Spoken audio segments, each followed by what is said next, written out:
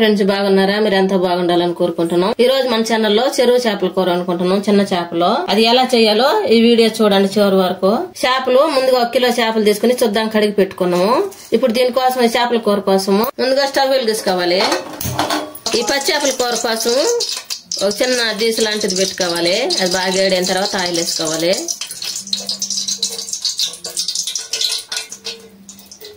Oil బాగా వేడైన తర్వాత తాలింపు గింజలు వేసుకోవాలి. 2 స్పూన్లు తాలింపు గింజలు వేసుకుంటున్నాం. ముందుగా కట్ చేసి పెట్టుకున్న ఉల్లిపాయ ముక్కలు వేసుకోవాలి. ముందుగా చింతపండు నానేసుకున్నాము. ఒక పెద్ద నిమ్మకాయ చింతపండు తీసుకొని నానబెట్టుకోవాలి కడిగి.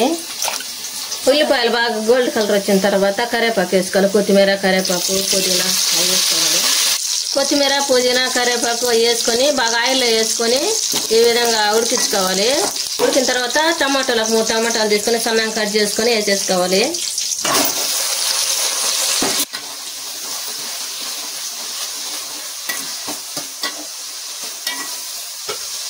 టమాటాల ముక్కలు బాగా మగ్గేటప్పుడే మనం ఉప్పు వేసుకోవాలి. ఇది తొందరగా మగ్గుతాయి ఉప్పు వేసుకున్నామంటే.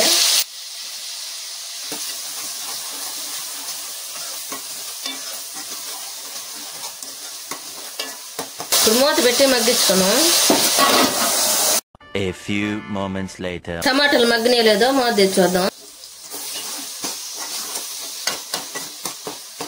టమాటాలు ఈ విధంగా మగ్గిన తర్వాత ముందుగా మనం కడిగి పెట్టుకున్న చేపలు వేసుకోవాలి.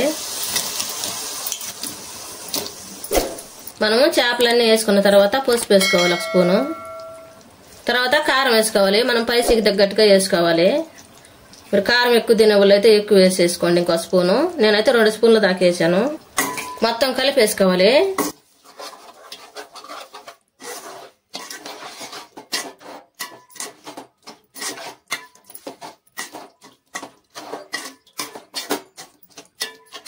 ఇప్పుడు ఉప్పు వేసుకోవాలి. సాల్ట్ వేసుకుంటాను. 1 స్పూను మనం ముందు వేసి ఉన్నాము. ఇప్పుడు సరిపోయే వరకు వేసేసుకోవాలి.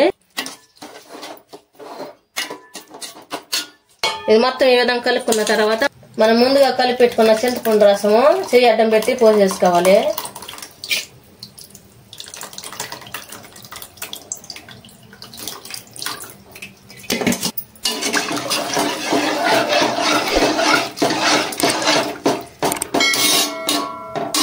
ఈ విధంగా కలిపిన తర్వాత మూత పెట్టి ఉడికించుకోవాలి. ఉడికింది లేదో మూత తెచ్చుద్దాం చేపల కూర. ఈ విధంగా వాటర్ అన్ని ఇనికిపోయిన తర్వాత మెంతులు, ఆవాలు వేపి పొడి చేసుకొని వేసుకోవాలి. ఒకసారి కలుపుకోవాలి. ఈ విధంగా గంటి పెట్టకుండా కలుపుకోవాలి. ఇప్పుడు స్టవ్ ఆఫ్ వేసుకోవాలి.